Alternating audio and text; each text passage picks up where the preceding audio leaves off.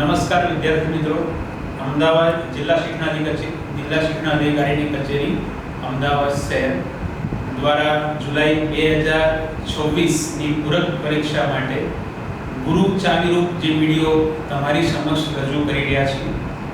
મારું નામ છે ચિરાગ લવડે, અમરજોત હાઈસ્કૂલ મેઘાણીનગર. આ વિડિયો જે વિદ્યાર્થી મિત્રો જે પરીક્ષાની અંદર સારા માર્ક્સ મેળવવામાં આવે છે અથવા તો જે વિદ્યાર્થી મિત્રોને ફિઝિક્સની અંદર એવું લાગે છે કે ભાઈ કે પાસ થઈ શકીશું નહીં, તો આ વિડિયો એમના માટે બહુ જ ઉપયોગી છે. અને માટે આનો તમે એક વખત જોશો તો આ માત્ર ગુરુ ચાવીરૂપ જ વિડિયો છે અને તમે આટલું કરશો તો આ વિષયની અંદર સારા માર્ક્સ સાથે ઉત્તીર્ણ થઈ શકશો.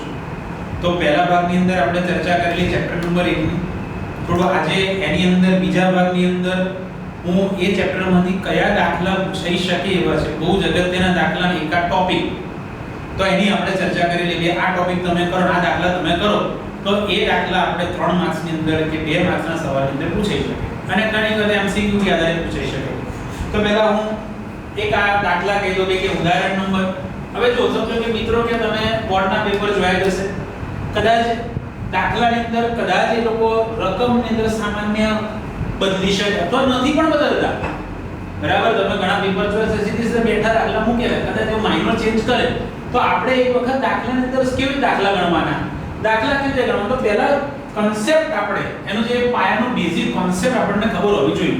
તો મેં તમને આગળ થિયરી કીધી કે કુલમ્બનો નિયમ, ડાયપોલ મોમેન્ટ, એનું ક્ષેત્ર, વિદ્યુત ક્ષેત્ર, તો આના આધારિત જ આપણે દાખલા છે. એટલે આપણો પહેલો કન્સેપ્ટ તૈયાર થઈ ગયો ભાઈ કે ચલો બે સૂત્ર યાદ રહી ગયું, કુલમ્બના નિયમનું યાદ રહી ગયું, વિદ્યુત ડાયપોલ મોમેન્ટનું યાદ રહી ગયું, વિદ્યુત ક્ષેત્રનું યાદ રહી ગયું, તો આપણે દાખલા આવડે. તો દાખલાથી કે ગભરાવાની જરૂર નથી, પણ તમારે દાખલાની રકમ વાંચવાની, ડેટા આપેલા લખવાનું, શું આપેલું છે, વિદ્યુત ભાર આપેલો છે, બંને વચ્ચે અંતર આપેલું છે, બળ આપેલું છે, જે બી આપેલું તો પેલા ડેટા બાજુમાં લખી નાખો. ભાઈ જમણી બાજુ કે ડાબી બાજુ ડેટા લખો, શું આપેલું છે, શું શોધવાનું છે, એવું આપણને ખબર પડે.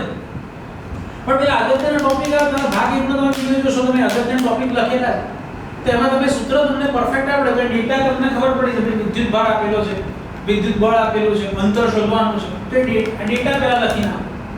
હવે વિચારો કે કયું સૂત્ર એપ્લાય કરવાનું છે. બળ શોધવા માટે તો કે કુલમ્બનો નિયમ, વિદ્યુત ક્ષેત્ર શોધવું છે, ડાયપોલ મોમેન્ટ શોધવી છે, ટોર્ક શોધવું છે, એના માટે કયું સૂત્ર એપ્લાય. પણ એ દાખલા તમે એક બે વખત કરી નાખો એટલે દાખલા તો બેઠા પૂછાય છે. તો એ કયા ઇમ્પોર્ટન્ટ દાખલા એ તમને કહે નંબર હું કહું છું. ઉદાહરણ નંબર 1.7 બહુ જ અગત્યનો દાખલો. ઉદાહરણ નંબર 1.7 ભાઈ ઇલેક્ટ્રોન પેલો મુક્ત પતન કરે, એના માટેનો સમય, એના પ્રવેગ, પ્રોટોન મુક્ત પતન કરે, કોણ વધારે સમય લે, કોણ ઓછો સમય લે. તો વિદ્યુત ક્ષેત્રનો સમય અલગ અલગ હોય, ગુરુત્વાકર્ષણ ક્ષેત્રમાં ના પણ હોય, ઘર્ષણ અવરોધક બળ પણ. તો એના ઉપર દાખલો 1.7 બહુ જ અગત્યનો. 1.9 તો કે મેં તમને ભાગ 1 ની અંદર તમે જુઓ કે મેં કીધું કે વિદ્યુત ડાયપોલનું વિદ્યુત ક્ષેત્ર, બરાબર. તો આ વિદ્યુત ક્ષેત્ર ઉપરનો દાખલો છે, આ વિદ્યુત ક્ષેત્ર ઉપરનો દાખલો છે. બે જગ્યાએ વિદ્યુત ક્ષેત્ર યાદ રાખવાનું છે. એક તો એના અક્ષ ઉપર વિદ્યુત ક્ષેત્ર, અક્ષ માટે આપણે સૂત્ર હતું 2kb r3. હવે r નું મૂલ્ય આમાં a કરતા વધારે હોય એટલે, અને બીજું છે વિષુવ રેખા ઉપર, તો કે વિષુવ રેખા ઉપર સૂત્ર હતું કે kb r3. તમે જુઓ કે આનાથી અડધું જ હોય, બરાબર. આમાં બી r is far greater છે. બસ આ સૂત્ર એપ્લાય કરો એટલે આ દાખલો 1.9 બની જાય. આ બે સૂત્ર યાદ રાખો એટલે 1.9 દાખલો આપી જાય, બરાબર. 1.10 અને 1.11 આ બંને વિદ્યુત ફ્લક્સ પરના દાખલા છે. આ વિદ્યુત ફ્લક્સ પરના દાખલા છે. તો આ બંને બી અગત્યના 3 માર્ક્સની અંદર પૂછી શકે, બરાબર. તો ઉદાહરણની અંદર આટલા મોસ્ટ ઇમ્પોર્ટન્ટ દાખલા છે, આટલા તો આપણે છોડવાના જ નથી, આટલા તો કરવાના જ છે. આમાંથી તો આવી શકે એવા દાખલા છે. અથવા તો કદાચ એવું બને કે દાખલો નથી આવતો, MCQ આવી જાય તો પણ આપણને ફાયદો થઈ જાય, બરાબર. તો આ મોસ્ટ ઇમ્પોર્ટન્ટ દાખલા છે. સ્વાધ્યાય ની જોઈએ તો સ્વાધ્યાયનો પહેલો દાખલો, 8મો દાખલો, 9મો દાખલો ભાઈ પેલા ડાયપોલ મોમેન્ટ પરનો છે, જોઈ લેજો તમે મિત્રો. ભાઈ ડાયપોલ મોમેન્ટ પરનો દાખલો છે. બે વિદ્યુત ભારો આપેલા હશે, ડાયપોલ મોમેન્ટ કા તો અંતર શોધવાનું હશે. ડાયપોલ મોમેન્ટનું સૂત્ર તમને કીધું કે q * 2a થશે. તો 9મો દાખલો એના ઉપરનો જ છે સ્વાધ્યાયનો. 10મો દાખલો મેં તમને આમ તો શીખવાડી દીધો, ટોર્કનું સૂત્ર વાળો દાખલો છે કે p sin θ. વાત પતી જાય અહીંયા, બરાબર કે નહીં? આમાં p નહીં ને sin θ તો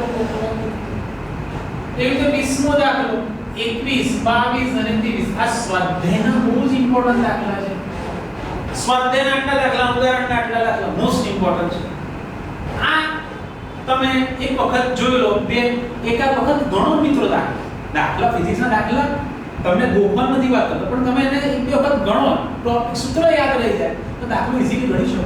3 માર્ક્સનો દાખલો આવે. તો એ પહેલા ચેપ્ટરમાંથી આટલા ઉદાહરણ, આટલા સ્વાધ્યાય દાખલા ઇમ્પોર્ટન્ટ છે. હવે એક નાનો ટોપિક આપણે કરવાનો, મેં પહેલા ભાગમાં તો વાત કરી પહેલા ચેપ્ટરની. હવે આ ચેપ્ટરની અંદર એક બે ટોપિક હું કહી દઉં કે આ દાખલા ધારો કે 21, 22 અને 23 તો એ ગાઉસના પ્રમેયનો ઉપયોગ ઉપરના દાખલા છે. તો એક નાનું એક સૂત્ર યાદ રાખીએ આપણે ગાઉસના પ્રમેય. આ કદાચ 2 માર્ક્સના તો 1 માર્ક્સમાં પૂછાય કે ગાઉસનો પ્રમેય. ભાઈ ગાઉસનો પ્રમેય કે કોઈ પણ બંધ ગાળા સાથે સંકળાયેલું વિદ્યુત ફ્લક્સ એટલે phi e એટલે સંકલન close interval E dot d કોઈ પણ બંધ ગાળા સાથે સંકળાયેલો વિદ્યુત ફ્લક્સ એ તે બંધ ગાળા વડે ઘેરાતો કુલ વિદ્યુતભાર અને શૂન્ય અવકાશની પરમિટિવિટી ના ગુણોત્તર બરાબર હોય છે. તે q/ε0 જેટલું હોય છે. તો ગાઉસનો પ્રમેય. તો આ એક યાદ રાખો. આમાં તમને યાદ હોવું જોઈએ વિદ્યુતભાર કરો તો કે બંધ ગાળાની અંદરનો વિદ્યુતભાર લેવાનો, જેને ગાઉસિયન સપાટી કહેવાય. બંધ ગાળાની અંદરનો વિદ્યુતભાર અને ε0 કહેવાય શૂન્ય અવકાશની પરમિટિવિટી. બરાબર? શૂન્ય અવકાશની પરમિટિવિટી. તો મિત્રો આ ગાઉસનો પ્રમેય યાદ રાખો એટલે કદાચ એના એમસીક્યુ પૂછાઈ શકે. આના આધારિત એમસીક્યુ કે ફ્લક્સ શોધો q આપણે ε0 આપણને ખબર જ હોય. ભાઈ ε0 ની કિંમત બી આપણને યાદ જ હોવી જોઈએ. એ આપેલી ના બી હોય 8.85 × 10⁻12. બરાબર? તો આનો એકમ બી યાદ રાખી લેવાનો કે coulomb square newton metre square. આ યાદ રાખી. બરાબર? Coulomb square newton metre square આનો એકમ થઈ જશે. તો ગાઉસનો પ્રમેયના એના કદાચ એમસીક્યુ પૂછાઈ શકે. આની અંદરથી કદાચ એક ગાઉસના પ્રમેયની એપ્લિકેશન થિયરી પૂછાતી હોય તો કદાચ એક પૂછાઈ શકે. બરાબર? તો કે અનંત લંબાઈના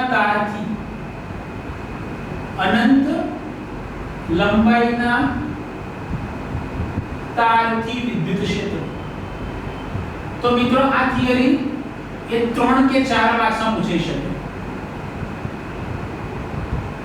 અનંત લંબાઈના તારથી વિદ્યુત ક્ષેત્ર શોધો. આનું સૂત્ર આવું છેલ્લું આવે છે. અનંત લંબાઈના તારથી ડેરિવેશન તાર આવવાનું જો. હું તો ખાલી છેલ્લું સૂત્ર લખું છું, પણ આ થિયરી તમારે તૈયાર કરી દેવાની મિત્રો. તો આની અંદર આવશે તો એ કે 2kp upon r. બરાબર? અનંત લંબાઈના તારથી વિદ્યુત ક્ષેત્ર. તો આ એક થિયરી આપણે તૈયાર કરી દેવાની છે. અનંત લંબાઈના તારથી વિદ્યુત ક્ષેત્ર. તો આ એક મોસ્ટ ઇમ્પોર્ટન્ટ થિયરી છે ભાઈ કે અનંત લંબાઈના તારથી આપણે વિદ્યુત ક્ષેત્રનું સૂત્ર કાઢવું.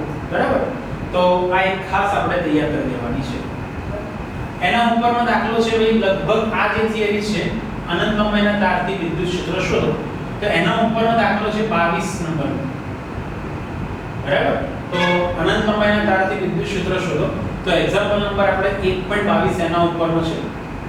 1.23 છે ગાઉસના પ્રમેયની બીજી થિયરી છે. અનંત વિસ્તારના સમતલથી વિદ્યુત ક્ષેત્ર એના ઉપરનો છે. તો આ જે 3 દાખલા છે ગાઉસના પ્રમેયની થિયરી આધારિત છે. એટલે આ એક આમ તો 3 કે 4 માર્ક્સમાં આપણે થિયરી પૂછાઈ શકે. કે અનંત લંબાઈના તારથી વિદ્યુત ક્ષેત્ર શોધો ગાઉસના પ્રમેય. તો મિત્રો પહેલા ચેપ્ટરમાંથી અમે ટોપિક કીધા. કેટલા ખાસ બહુ અગત્યના ટોપિક છે. આટલા ઉદાહરણ 4 ઉદાહરણ છે, સ્વાધ્યાયના આટલા દાખલા છે એ તમે કરો એટલે મોસ્ટ ઇમ્પોર્ટન્ટ જે કહેવાય કે પહેલા ચેપ્ટરનું આપણે પતી જાય. એટલે આમાં એવું નથી કે આ બધું પરીક્ષા લક્ષિત છે, મોસ્ટ ઇમ્પોર્ટન્ટ છે. તમારે માર્ક્સ સારા મેળવો તો બી આટલું તમે તૈયાર કરો તો આમાંથી પરીક્ષા લક્ષી એમસીક્યુ દાખલા કરી શકો.